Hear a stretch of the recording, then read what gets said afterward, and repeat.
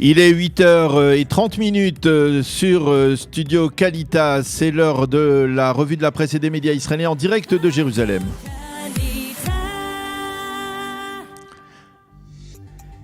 Et nous commencerons cette revue de la presse israélienne de ce dimanche par la sortie de crise pour l'État d'Israël. Et c'est justement la manchette de ce matin du quotidien israélien Israël Hayom.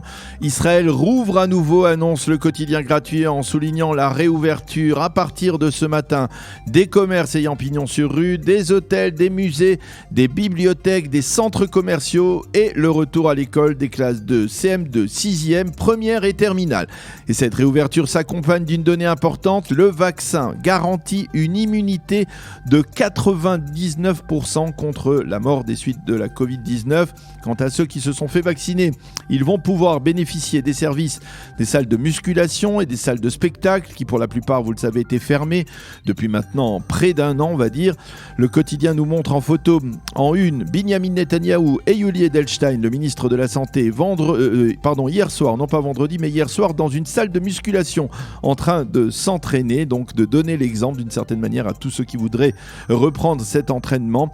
Et le Israël Hayom donne ce matin la parole à Dori Fergan, l'un des patrons d'un centre de musculation qui reconnaît que le corona a bouleversé sa vie et celle de tout son secteur. La question, affirme-t-il, est de savoir à quel rythme nous allons retrouver nos habitudes d'avant. Et 2 pages plus loin, eh bien, le quotidien gratuit nous livre également toutes les explications nécessaires pour savoir comment se procurer le fameux label vert qui va nous permettre de reprendre ce type d'activité.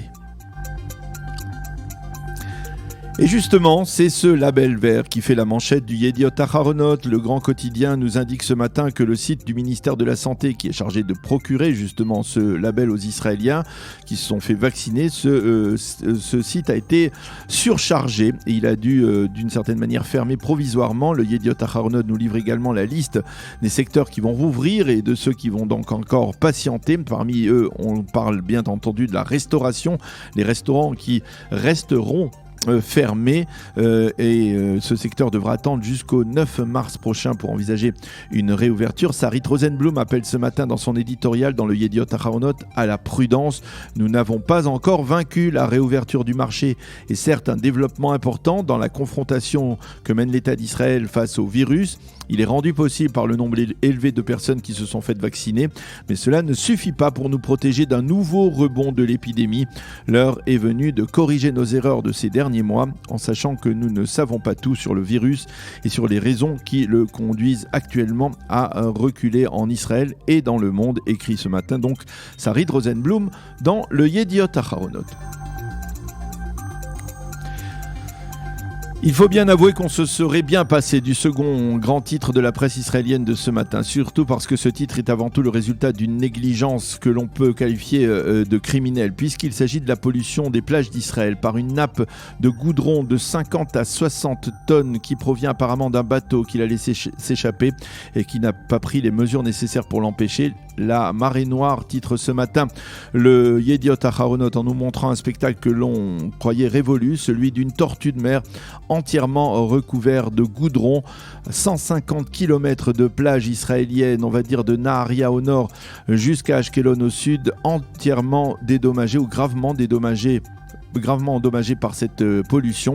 Et selon des experts de l'Office des parcs nationaux, il faudra plusieurs années, voire même plusieurs dizaines d'années pour réparer les dégâts causés par cette nappe de goudron qui a déferlé sur Israël.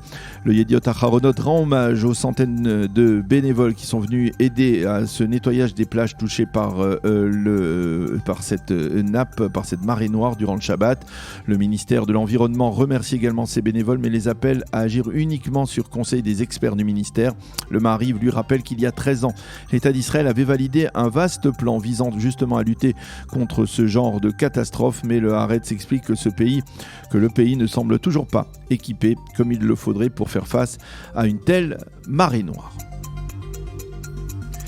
Les quotidiens israéliens reviennent ce matin sur l'affaire de la jeune femme qui a été restituée à Israël dans le cadre d'un marché conclu avec le régime de Bachar el-Assad. Et justement, durant le Shabbat, l'une des clauses secrètes apparemment de ce marché aurait été révélée. Elle stipulerait qu'Israël financerait l'achat et l'acheminement de vaccins russes Sputnik à la Syrie de Bachar el-Assad. Le Yediot Aharonot affirme que la censure militaire a été très vivement critiquée pour avoir interdit la publication de cette information. Mais côté israélien, on affirme en fait que ce sont les Russes qui ont voulu imposer le silence sur le terme de ce marché.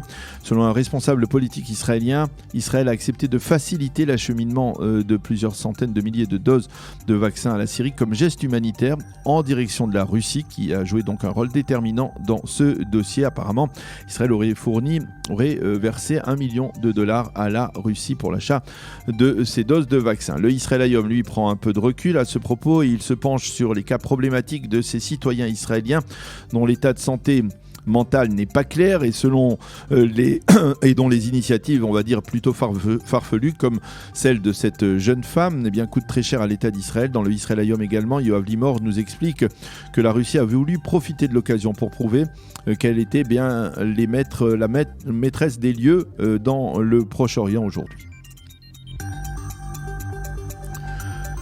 Un mot de politique à un mois des élections. Le Israël Hayom fait le point ce matin sur la situation dans les différents partis politiques. Et l'on peut résumer les choses ainsi. Le Likoud se lance à la conquête des 61 députés. Yesh Atid de Yair Lapid poursuit ses attaques incessantes contre le gouvernement Netanyahou. Yamina se prépare au lendemain des élections et aux négociations en vue de l'entrée dans le futur gouvernement. À gauche, plusieurs partis se focalisent sur le même électorat restreint.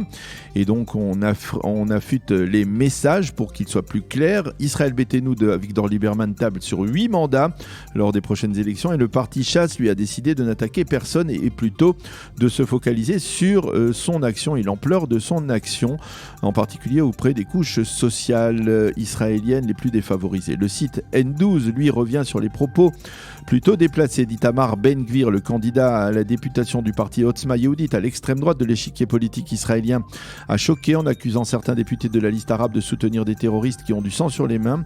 Et puis l'un des thèmes choisis par Itamar Ben-Gvir pour décrire la politique de certains des partis politiques israéliens tels que Yesh Atid, eh bien c'est la Shoah et son responsable direct Adolf Hitler. Et puis nous terminerons ce dimanche matin, cette revue de la presse israélienne par des images de ce week-end qui fait suite à la fameuse tempête de neige qui a déferlé en fin de semaine dernière sur les hauteurs d'Israël. Les quotidiens nous montrent de nombreuses photos, surtout de ce que l'on pourrait appeler la ruée vers l'or blanc. Des milliers de visiteurs qui se sont pressés durant le Shabbat sur le plateau du Golan enneigé, et également qui ont tenté d'arriver jusqu'au mont Hermon. Ils ont pu profiter également des premiers rayons de soleil et du spectacle impressionnant qui s'est offert à eux donc sur les hauteurs du nord du pays. C'est la fin de cette revue de la presse et des médias.